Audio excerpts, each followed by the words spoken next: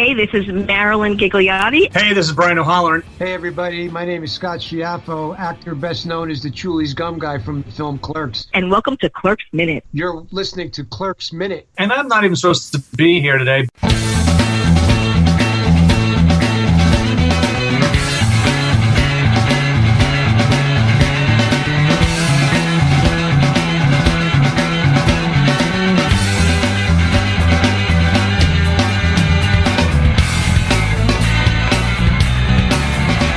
Hello everyone and welcome to Clerks Minute, the show where we break down 1994 Kevin Smith's classic Clerks, one feeling limber minute at a time. I'm Blake. I'm Kyle. And we're here. We are just about to get into some of the fun hockey stuff going on. But before we get there, we continue on our conversation of Randall pretty much calling Dante a buckler. Because I love how Randall, at the end of our last minute, said, "Don't yell at me, pal," and Dante apologizes. Yeah. Really? He said your word was buckler, mine is spineless. Oh, that works. I'm just going well within the script. Yeah. So there you go. Yeah. Spineless seems to be a much better word. Yeah. It really is a much better word.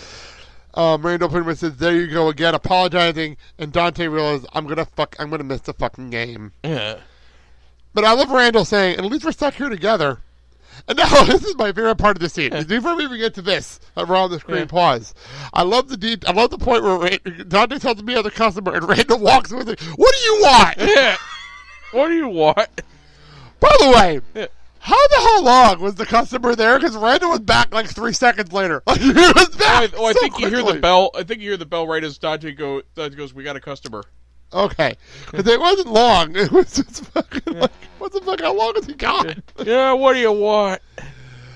Okay, so Dante's on the phone to Sanford, random name. Yeah. Maybe I can find in other notes.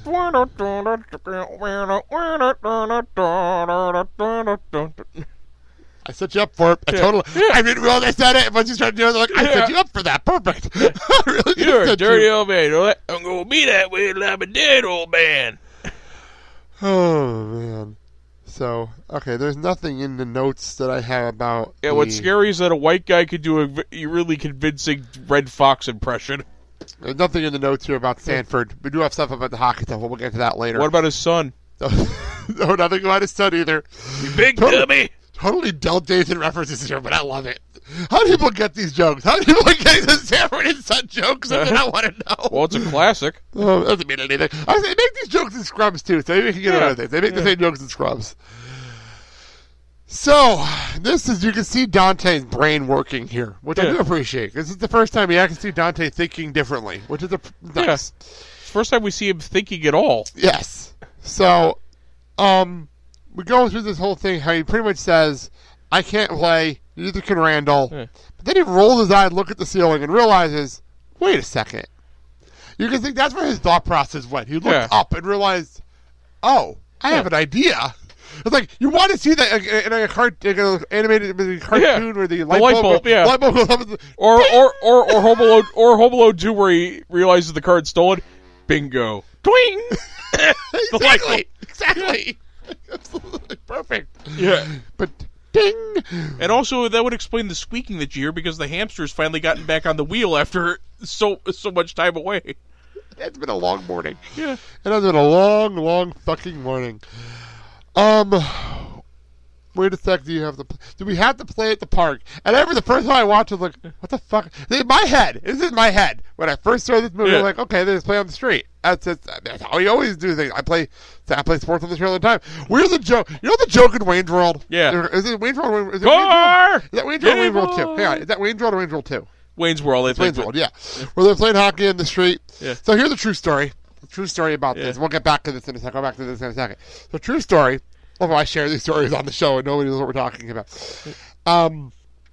Me and my buddies, we used to do that kind of shit all the time, playing in the street because I live in a small town, so who gives a fuck? But there was a true story. It was nighttime, and for some reason we decided in the Boys and Girls Club parking lot across the street from the park, in the middle of the night, we have those like bouncy balls. He had that blue bouncy ball. Yeah. He has. We had a bigger one in our trunk. I don't know why we had this in our trunk, but we had it in our trunk. Next to our football and basketballs that we have when we go out. And we had one of these balls, and we decide for no reason whatsoever in the Boys Club parking lot, maybe around 9:30 at night, to play with your balls. Close. We were playing Netless Volleyball. I'm not sure why we started doing this. We started 4 grown men. We're in our 20s. It's not like we're in high school. We're in our 20s. And we're playing Netless Volleyball in the Boys Club parking lot. Across the street from the park. Yeah, there's no way. Not at the park. Yeah. Across the street from the park. That's like getting your car. That's like fixing your car in front of an auto parts store. So here's the best part.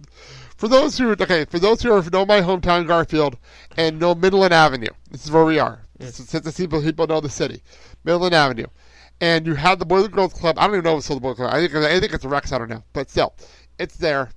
And across the street is the Danner's Lake Park, which is the park I'm talking about. Well, next to Danner's Lake Park is the Garfield Police Station. It's right next to Danner's Lake Park. I live like 2 blocks away from here, so it's not like I've been walking distance up the house. By the way, I should make a note. There's Danner's Lake Park over here, where we are, and another park over here. Like, we're in between 2 parks. I'm going to take a guess and say that booze probably had a lot to do with this situation. Not whatsoever. We were driving. We decided to stop and play volleyball for no reason whatsoever. We decided to play volleyball. So this was entirely sober stupidity. Totally sober. So it's totally sober stupidity. Yes. That's the best part about this. The part was totally sober. Playing 2-on-2 Netless Volleyball in a parking lot in the middle of the night. All of a sudden, like a half hour. We played this for like a half hour. Yeah. And all of a sudden, I think a cop came out of the police station, looks across the street, starts grown adults and playing around in a parking lot, and drives across the street, hits the lights, and looks at us. Looking for drug dealers. I was like, what are you guys doing? And I hold up the ball like, we're playing volleyball. Room for one more. And the cop looks at us like, you guys realize it's after 10 o'clock, right? Yeah. And I think it was Joe's like, and? We had to leave after that. We had to leave.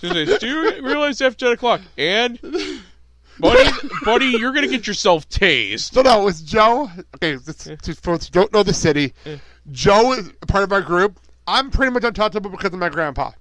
I was pretty much untouchable with my grandpa because of his well-known... If anything happened to me, he'd kill him. That's pretty much how it worked in my hometown.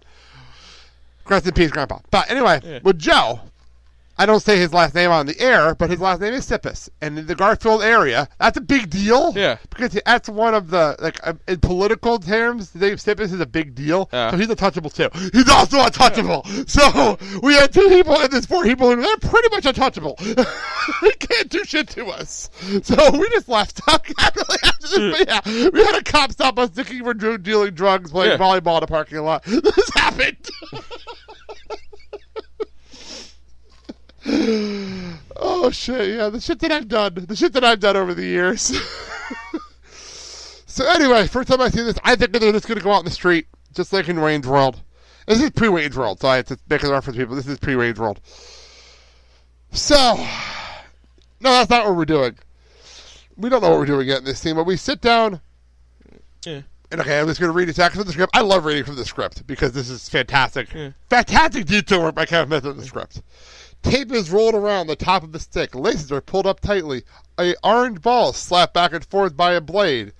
The hockey players, in big tech, but I always find that funny. Hockey players fill the convenience store. Some sit on the floor and lean against the coolers, but others are either preparing or practicing. Randall enters, wearing his equipment. Dante skates to the side, or in this case, sits next to the coffee machine, apparently. Apparently.